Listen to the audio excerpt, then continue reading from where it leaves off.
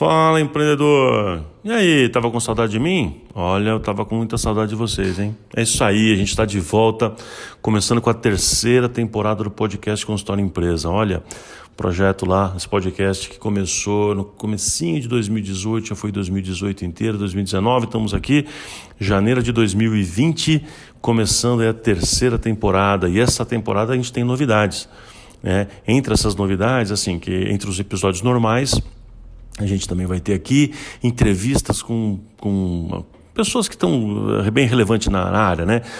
Sei lá, empresários, contadores, presidente de empresa, professor, enfim. E outra novidade também é que, periodicamente, a gente vai fazer aqui resumo de livros de negócios, que isso também pode ser bem legal. Acho que isso vai dar uma dinâmica mais bacana aqui para o nosso programa, né? Bom, eu espero conseguir fazer isso todos os meses, dar essa entrevista todos os meses, os resumos todos os meses. Não sei se a gente vai conseguir, mas a ideia é essa, é conseguir essa dinâmica melhor, com mais insights. Acho que vai ficar mais legal para todo mundo aqui. Espero que vocês gostem desse formato aí também, né? Mas é isso, nesse primeiro episódio então do ano, a gente já vai começar com tudo, vamos começar com uma entrevista muito legal. Para essa primeiríssima entrevista, primeiro episódio do ano e tal, eu convidei um amigo muito querido, um carioca, alguém por quem eu tenho uma grande admiração, um grande respeito. Ele é advogado, especialista na área da saúde, o cara sabe tudo sobre o dia a dia de consultórios e clínicas, tem uma larga experiência em defender colegas que são processados, né? Com ou sem motivo, não importa. Eu estou falando de Limark Kamaroff. Eu bati um papo muito legal com o Limark sobre como evitar processos no consultório. Olha, ele deu dicas legais, incríveis sobre isso. Tenho certeza que essas dicas vão te ajudar a ter uma visão melhor e talvez até corrigir alguns problemas aí no seu consultório enquanto é tempo, né?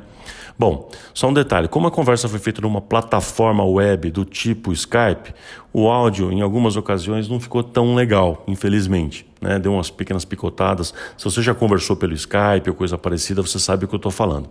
Mas dá para ouvir sim, dá para ouvir direitinho, e eu espero que você aproveite apesar disso. Para as próximas, a gente vai tentar encontrar aí uma plataforma de áudio um pouco melhor e para melhorar isso, né? Para não ter mais esse tipo de problemas. Bom, sem mais delongas, vamos então ao episódio de hoje com a minha conversa com o Dr. Limark Kamaroff, logo após a vinheta de abertura. Até já! Fala, empreendedor! Aqui é Plínio Tomás, cirurgião dentista, diretor da Tomás Gestão e Marketing e idealizador do movimento Consultório Empresa, uma verdadeira comunidade de profissionais de saúde comprometidos em mudar definitivamente seus resultados. Este é o podcast Consultório Empresa, um conteúdo cheio de reflexões, dicas, provocações e insights sobre o mundo empresarial voltado a profissionais de saúde e gestores de clínicas, com o objetivo de ampliar seu repertório de ideias práticas de gestão e de marketing. A você que está chegando agora, seja muito bem-vindo. Entre na nossa comunidade fechada no Facebook, curta, comente, avalie os episódios e convide seus colegas e amigos para conhecer esse projeto e fazer parte desse movimento. E aqui vamos nós a mais um episódio.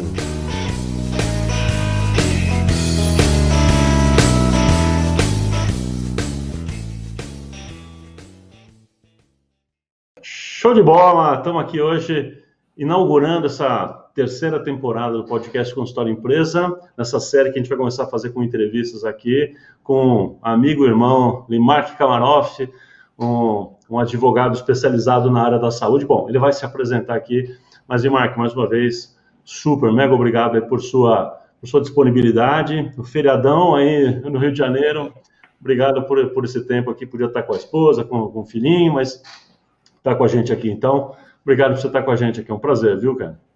Plínio, o prazer é meu. Quero dizer que eu sou um ouvinte do podcast, eu escuto, não perco um, de fundamental importância para quem está querendo empreender nessa área, pegar dica, noção da questão de marketing e gestão. E, assim, prazer, espero poder contribuir aí com os ouvintes naquilo que for necessário. Certamente, tem coisa pra caramba, né? Mas vamos lá, vamos começar então esse papo contando um pouquinho de você, né? Conta pra gente, eu já conheço bastante, eu diria, mas conta para os nossos ouvintes aqui, quem é Limark, o que você faz, sua formação, conta um pouquinho de você. Então, eu me formei advogado em 2000, eu saí da faculdade direto para o mestrado, fiz o primeiro mestrado na Cândido Mendes em Direito Empresarial. Eu fiz um trabalho focado na recuperação de pequenas e microempresas com base em investimento internacional. Por conta desse trabalho de mestrado, eu acabei fazendo um curso de Trade Commerce na UCLA, na Universidade de Los Angeles.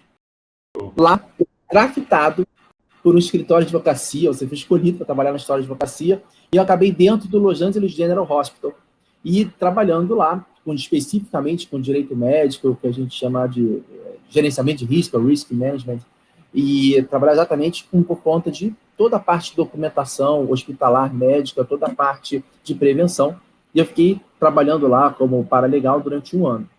Nesse período, eu comecei a estudar o mercado aqui da América do Sul, principalmente do Brasil, saber o que tinha.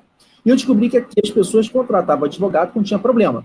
Então, você tem um processo, você contrata advogado para resolver o processo.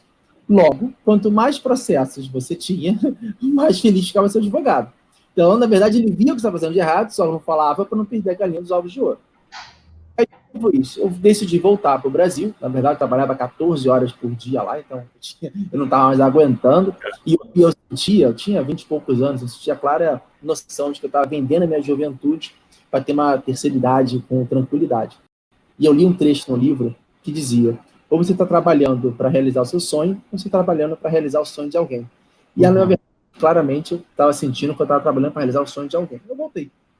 Mas a relação médico-paciente da América do Norte é muito diferente daqui. Então, eu tive que fazer um outro mestrado em bioética na Argentina para poder me aproximar um pouco mais de como é a interação entre médico e paciente aqui na América do Sul como um todo. Eu fiz um segundo mestrado na Universidade de Buenos Aires, para depois começar a trabalhar. E de 2005 para cá, quando eu me segmentei aqui, eu venho trabalhando especificamente em gerenciamento de risco, prevenção e defesa médica odontológica.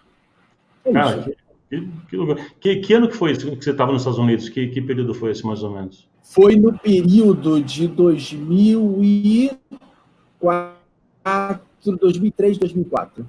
2003, 2004. Aí, com 2005, já voltei já fazendo mestrado. Cara, show de bola. Então, pô, experiência internacional nos Estados Unidos, depois Argentina.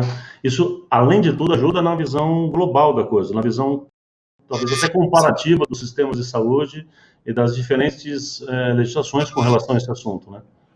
Perfeito. Dá para a gente ter uma ideia da onde os problemas surgem e você começa a estabelecer padrão para isso. Quando trabalha com gerenciamento de risco, a gente trabalha com padrões.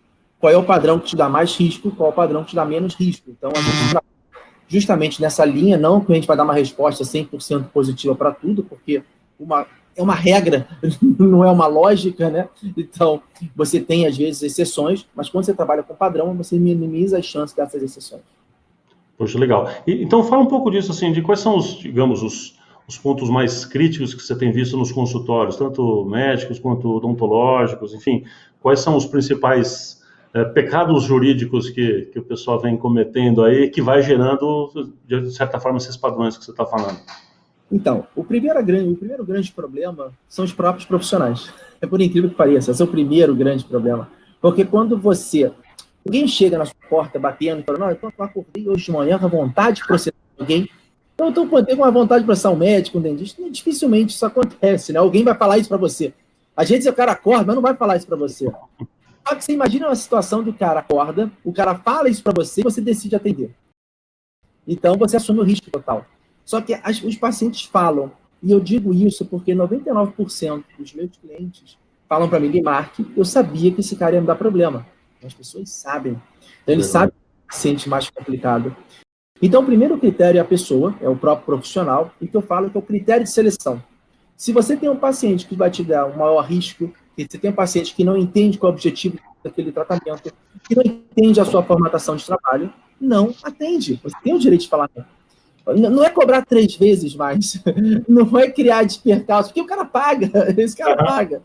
E você vai ter o problema de qualquer forma. Então, esse são histórias de taxa de aporrinhamento, que assim, esse cliente vai ser muito chato, e o cara cobra a taxa de aporrinhamento, mas não vale a pena.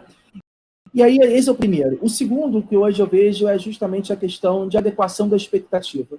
Então, é fundamental que o médico, que o dentista, tenha uma expectativa bem definida e trabalhe com essa expectativa. Só que, às vezes, eles fazem isso sem perceber. Exemplo, chega o paciente e fala: olha, e o médico, o dentista, chega o paciente e fala: olha, vai dar tudo certo, isso aí é uma coisa tranquila. Não, não é. Tem complicações, tem intercorrências, tem possibilidade daquilo que ele está esperando não acontecer. Como ele sofrer E aí você tem o poder hoje da autodeterminação. Como ele vai se autodeterminar falando sim, eu quero o procedimento, ele tem que falar sim sabendo dos riscos. Então, isso é importante, a adequação da expectativa. E, por fim, o controle de informação. Fundamental. Você tem que controlar tudo aquilo que você fala e documentar, principalmente, tudo aquilo que você passa de informação importante. Porque, de fato, vai ser com base nisso que a gente vai conseguir elaborar algum tipo de defesa. Então, são esses 3 passos que eu vejo para você trabalhar com mínimo de segurança. Show de bola. Vou aprofundar um pouquinho desses itens aí, se me permite, cara. Você falou da adequação da expectativa. Eu vejo muita coisa errada sendo publicada na internet, né? Então, em que medida as informações que às vezes não são nem fornecidas pelo próprio profissional, mas que o paciente vai fuçar na internet, o Dr. Google entrega informações equivocadas com relação ao tipo de tratamento. Em que medida isso atrapalha e como lidar com isso, de certa forma? Então, hoje, o médico dentista não dão mais primeira opinião, eles só dão a segunda, porque a primeira opinião dá é o Google. Então, eles dão a segunda. Pior que é verdade, pior que é verdade. Eu gosto muito de utilizar o provérbio socrático, que aplica bem a esse caso, que ele fala o seguinte: conheça-te a ti mesmo. Então, nesse aspecto, se você faz uma área, se tem uma área de atuação específica, você é obrigado a saber tudo que tem na internet sobre esse tema e tudo que tem na internet sobre você. Porque você sabe qual é a fonte de busca do paciente. Então, as primeiras páginas do Google, você tem que saber o que ele está pesquisando. Porque é essa informação que ele vai levar até você. E você tem tempo para se preparar para rebater aquelas informações. Ou concordar se de fato está falando alguma coisa útil. Mas se você não conhece, quando ele chega e você está despreparado, você cria essa zona de conflito entre o que ele está esperando daquilo que você pode dar. Uhum. Então tem muito a ver com preparo mesmo. Então, assim, de saber que conteúdo que tem lá e já saber rebater ou complementar as informações para ajustar a expectativa, né? Que é isso que você estava dizendo. E isso é mais uma das nossas convergências de linguagem, é o que nós falamos hoje. O profissional tem que ser profissional. Não fazer obrigação. Eu sou profissional porque eu trabalho muito bem. Não, trabalhar muito bem, amigo, é obrigação. Sempre vai cuidar de todo o resto. Eu vou entender que você, de fato, tem um negócio que você precisa cuidar. E você não consegue cuidar do negócio sabendo que as pessoas sabem sobre o seu negócio, como elas te acham, ou que fato elas decidem te contratar, por que elas decidem te contratar, que paciente está te buscando. Então, quando você começa a conhecer, por isso o provérbio socrático, conheça a ti mesmo, você começa a conhecer o seu negócio, aí você consegue tangenciar um pouco essa margem de risco. Eventualmente vai ter alguma coisa ou outra, mas não vai ser sempre um problema. Putz, perfeito, cara. Uma aula aí. Vamos lá. E na sua prática, então, até acho que em decorrência disso, que tipo de demanda mais aparece para você? Ou seja, o que mais acontece? É o paciente, você defendendo os profissionais de que tipo de situação? Ou seja, quais são os principais problemas? Será que não sei se dá para listar isso, mas... Dá para listar. Assim, 85% dos processos, isso é um dado bem importante, 85% dos processos não se discute erro de atuação. Por mais que o paciente entre achando que é erro, na verdade ele foi mal informado. Então, 85% dos processos discute má informação. Ele decorre de má informação. Ou porque você não conseguiu adequar a expectativa dele porque você não informou corretamente, ou você sequer informou, ou você não tem prova daquilo que você falou. Isso é assim, que diz respeito à frustração no procedimento. O que é uma frustração? Uma frustração é quando você espera receber uma coisa e você não recebe aquilo que você imaginava. Por N razões. Aí você tem a questão da complicação, da intercorrência, do fato intrínseco ao paciente. Da expectativa errada que a gente acabou de falar. Mas aí você fala, ele sabia? Sabia porque eu falei. Você falou com clareza? Falei. Você consegue provar o que você disse? Tem que botar isso por escrito? Tem que colocar isso por escrito. Você tem que ter um tempo para falar isso. Então, assim, se a gente tem esse tipo de situação, muitas vezes, muitos processos são evitados quando o médico ou o dentista chega para o paciente, olha aqui o plano de tratamento que eu preparei para você. Olha só, está escrito aqui, eu falei que ia acontecer. Porque o paciente, ele fica, nesse caso, no pós-operatório, ele fica refém daquele resultado que é subjetivo e só existe na cabeça dele. E muitas vezes não pode ser alcançado. Só que houve esse distanciamento antes do procedimento, só vai estourar no final. E em que maneira você acha que a exposição das fotos antes e depois atrapalha ou prejudica ou ajuda, enfim, Ele interfere é, nesse aspecto? já escutei falando que isso é um mal necessário, né? Olha só, não tem como mais me divulgar falando fotos antes e depois. Aí eu te pergunto, eu como advogado, que fotos antes e depois eu posso fazer meu negócio? Aí eu tenho um cara triste antes do processo e feliz depois a gente ganhando. Seria isso? Com algema, depois sem. Exatamente, alguma coisa assim. Quando você coloca a foto antes e depois, e aí eu gosto de citar muito esse exemplo do advogado. Você imagina um advogado colocando foto antes e depois. Foto do cara triste, antes, com o processo, e feliz porque você ganhou. Qual é a expectativa que eu estou gerando? Que eu vou ganhar o processo. Só que não depende de mim ganhar o processo. Depende da prova, depende do caso, depende do juiz, depende de 50 milhões de razões, são variáveis. Então, como é que eu vou garantir isso? Se eu faço uma publicidade dessa forma, eu estou garantindo que o cara está me contratando numa expectativa lá em cima de que eu vou ganhar o processo. E se eu gera frustração? E aí, veja bem, não é o problema, não é o processo. Você gera a frustração que vai gerar o problema, que vai gerar o descontentamento. Isso que eu estou falando são aqueles WhatsApp que a pessoa vai te enchendo a paciência até você não aguentar mais e depois tem o processo. Na verdade, o processo é o final de uma longa e bastante etapa da destruição da relação profissional. Então, ela começa com estresse, ela começa com descontentamento gerado pela frustração, isso vai minguando até ter o processo. Então, o que a gente faz? Quando você trabalha uma foto antes e depois, sempre fala com o seu paciente, olha, eu postei esse caso porque é um caso simbólico e demonstra muito bem aquilo que a gente pode alcançar. Mas eu aconselho naquele caso, pode ser que eu não consiga alcançar no seu, porque o seu caso é diferente, porque você é uma pessoa diferente daquela. Então, você trabalha com 50 milhões de ressalvas, justamente para preparar esse paciente para a possibilidade do insucesso. Cara, eu adorei uma frase sua nessa sua fala, porque ficou bem esclarecedora, que o processo é consequência do desgaste da relação. E vou te falar que a minha experiência, Limark, é muito exatamente essa, vou dizer assim. Quando eu vejo que existe um problema que pode chegar num processo ou não, ou mesmo não chegando no processo, já é um desgaste, inclusive de imagem pública. Porque pode não chegar a virar um processo, mas virou reclamação, virou uma reputação negativa já nas redes sociais. De qualquer forma, já é, eu diria, tão prejudicial quanto, né? Às vezes, não virar um processo não quer dizer que não já foi ruim. Já foi muito ruim, porque as pessoas começando a falar mal nos devidos grupos de redes sociais tem um dano quase que incalculável, né? E eu vejo problema de relação também, fala a mesma coisa. Exatamente, é um dano imediato. Hoje, feriado, atendi 2 médicos, um do Tocantins, inclusive, exatamente isso. O paciente está falando mal de mim nas redes sociais, o que eu posso fazer? Então, assim, isso é um dano imediato. E muitas vezes as nossas ações reativas a esse fato não têm a mesma velocidade e, com isso, a mesma eficácia para solucionar esse problema. Porque o problema já aconteceu. As pessoas já estão comentando, e isso numa cidade menor, você tem uma eficácia muito maior, então você destrói a vida profissional de uma pessoa, e é muito difícil depois de recuperar, até mesmo com ação judicial. Você, particularmente, trabalha mais na prevenção desses riscos e todos, ou mais na briga, vamos chamar em termos populares aqui? Eu costumo dizer o seguinte, eu gosto muito de trabalhar na prevenção por vocação e na briga por necessidade. Mas é melhor você entrar na briga preparado, e aí, assim, quando eu tenho um cliente que tem gerenciamento de risco, que tem a documentação, tudo certinho, é muito mais fácil. É mais seguro, inclusive. Inclusive, os preços são diferentes, porque é óbvio que eu trabalhar com um cliente que está com uma segurança, eu tenho um arcabouço jurídico muito mais prático de defender. Eu pegar alguém que, cheguei esse processo agora, e eu pergunto, tem documentação? Não. Tem prova do que você falou? Não.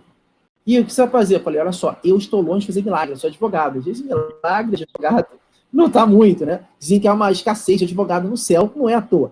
Então, então eu falei, bom, não há muito o que a gente fazer, é uma questão de quanto e quando. Quanto vai pagar tempo? Então, esse é o grande problema. Então, eu trabalho, sim, em processo, mas o meu grande foco hoje é evitar que o médico tenha processo. Tá. Agora, uma curiosidade minha, né? Já teve algum caso, assim, tipo, pitoresco, meio bizarro que tem acontecido, que você falou, cara, isso aqui é meio surreal, assim, que já me aconteceu. Já tenho, poxa, assim, os piores casos são os casos que não envolvem o atuar médico. Não envolve. Por exemplo, Então, o atuar médico é uma consequência. Assédio. Mas assédio. o assédio do paciente com o profissional. O profissional fala não, e aí ela arranja uma desculpa no processo para poder continuar o vínculo. Olha só, para continuar o Nossa, que loucura. Claro, então, assim, isso não é raro. Não é raro. O que eu falo até é o seguinte: quando nós estamos trabalhando com um médico e um cientista homens, sexo masculino, o risco é muito maior do que sexo feminino, porque a mulher já por si só. E uma mulher profissional, o cara já entra na posição inferiorizada, ou seja, não tem esse embate de assédio. O contrário é horrível, porque isso gera uma admiração, então facilita o assédio, ainda mais quando há exame físico.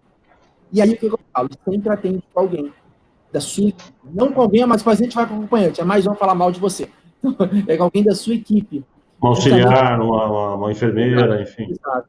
Isso, inclusive, é uma recomendação médica, tá? E para dentista isso está vem crescendo bastante, justamente para evitar esse tipo de coisa. E são ações difíceis de se defender, são subjetivas. E você tem toda uma mídia trabalhando contra isso. E um processo desse, acaba com a reputação do profissional. Puxa, imagina. Eu vi um caso uma vez, parecido com esse, que é curioso que você está contando, de um dentista que uma mulher, uma paciente, começou a gritar no meio do tratamento e toda a sala de espera ouvindo aquela coisa toda, como se o cara tivesse assediado ela ou feito alguma coisa meio obscena, assim, né? E aí saiu, foi uma gritaria, aí abre a porta, foi um horror. Só que o cara tinha uma câmera que ficava filmando, né? E aí ele conseguiu usar isso como prova, inclusive, parece que depois até abriu um processo criminal contra a mulher e tal. Exame clínico, desde que não filme o exame, entendeu? Que mantenha a privacidade e a intimidade do paciente, é possível você filmar. Tem que fazer uma ressalva de aviso apenas. Não sei detalhes desse caso, mas só que me contaram essa particularidade. Falei, caramba, se não tivesse essa câmera interna lá, enfim, ele falou, eu não teria como provar, porque eu estava só eu e a paciente. Não teria como provar nada.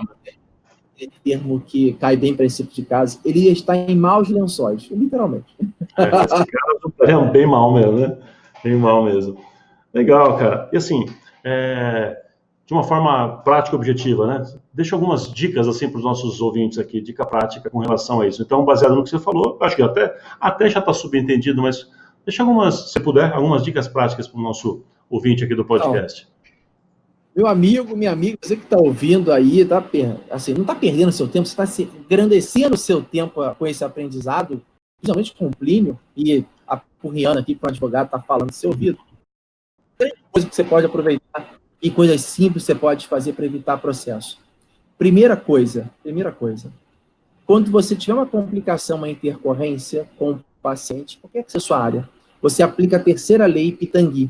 Eu fui advogado, professor Pitangui. São 3 leis. Você vai aplicar a terceira. A terceira é, no caso de uma eventual intercorrente complicação, case com o paciente. Você vai casar com ele. Você vai ligar para ele todo dia. Você vai encher a paciência dele. Você não vai sair do lado dele. Isso evita um processo. Segunda coisa, você tem que tratar o paciente no pós-operatório com a mesma intensidade que você trata no pré. Ou seja, aquela força de captação que você tem com o paciente, você também tem que para poder saber como ele está no pós-operatório. E, por fim, e é uma dica que repete muito o trabalho que o clínico brilhantemente desenvolve, o marketing tem que refletir quem você é. Se você cria um alter ego para você se vender mais fácil com o marketing, isso certamente vai cair por terra quando, por exemplo, ele for encontrar isso daí com o paciente. Então, assim, são situações que você tem que ter, como dica para justamente não ter esse tipo de problema com o processo. Show de bola, show de bola. Legal, cara, muito, muito bom, muito bom. Então, estamos meio que caminhando aqui para o final. Você quer deixar alguma mensagem final aqui para as pessoas que estão ouvindo a gente? Uma mensagem, uma parábola, um ditado, qualquer coisa? Bom, tenham fé. Olha, Empreender na saúde não é uma tarefa fácil. Você que está me ouvindo, está pensando em como eu vou captar paciente, como eu vou profissionalizar a minha atividade, como eu vou profissionalizar o meu consultório, a minha clínica, saiba que você está dando um passo muito importante para conseguir se manter no mercado cada vez mais competitivo e voraz. Ser bom profissional é sua obrigação. Então, já vamos partir daí para cima.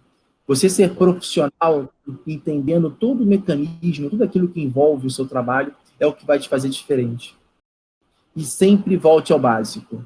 Deus nos deu 2 ouvidos e uma boca, não foi à toa.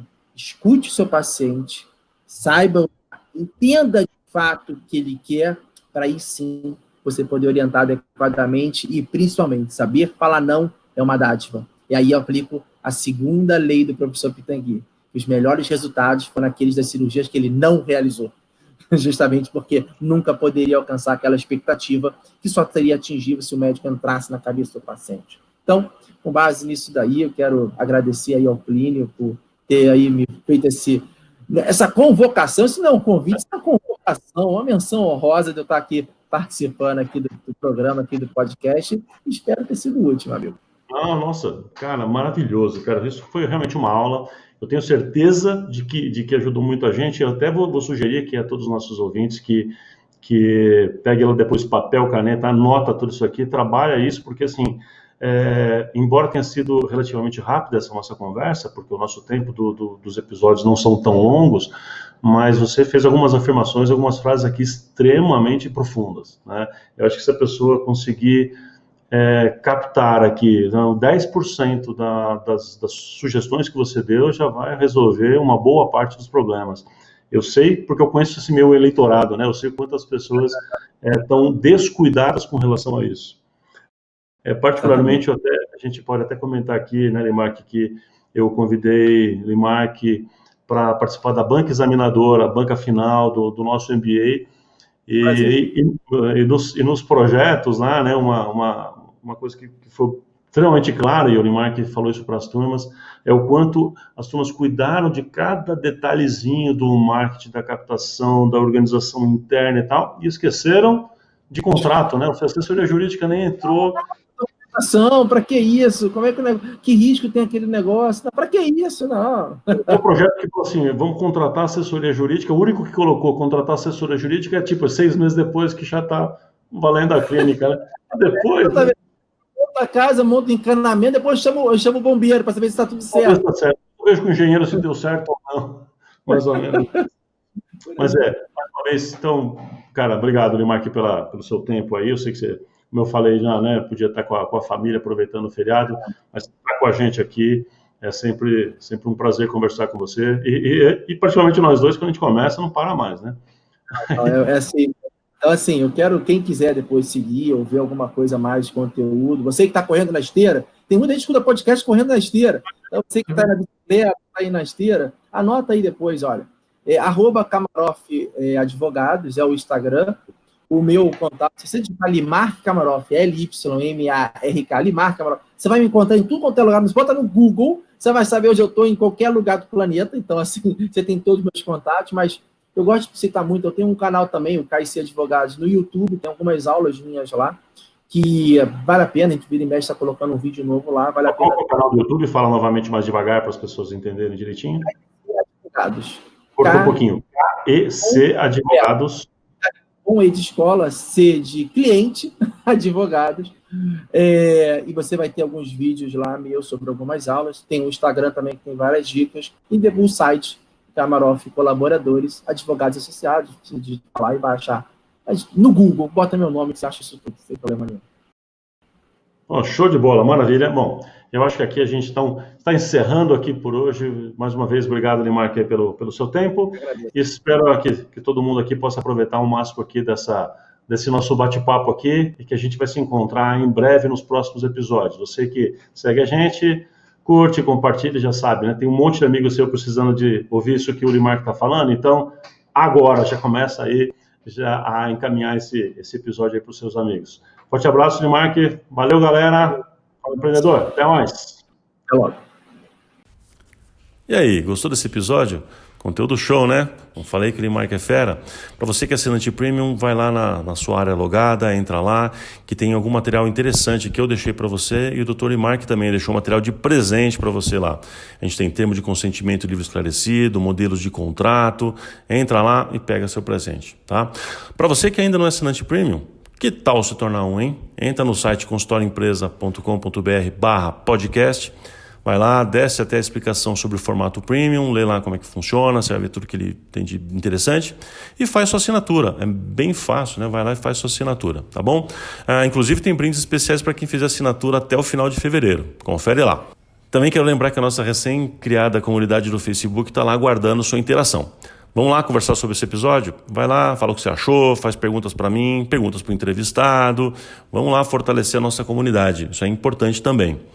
Espero que você tenha gostado, então, né? E não esquece de seguir o podcast na sua plataforma preferida, coloca lá o seguir ou acompanhar, ou cada plataforma tem um jeito de chamar isso, porque isso é importante para criar relevância do conteúdo de tal maneira que a plataforma entregue e distribua melhor isso para outras pessoas, que apresente o nosso podcast para outras pessoas com perfil similar ao seu, que seja profissional da saúde ou que esteja ouvindo coisa desse tipo, desse interesse, tá bom? Se gostou, já sabe, curte, encaminha seus colegas, porque sempre tem alguém precisando ouvir isso exatamente hoje, né? E você também ia gostar, se você estivesse precisando de alguma coisa, receber, ser lembrado por um colega, por um amigo, de um conteúdo que pode ser importante para você. Então, vai lá, vamos espalhar essa notícia para mais pessoas.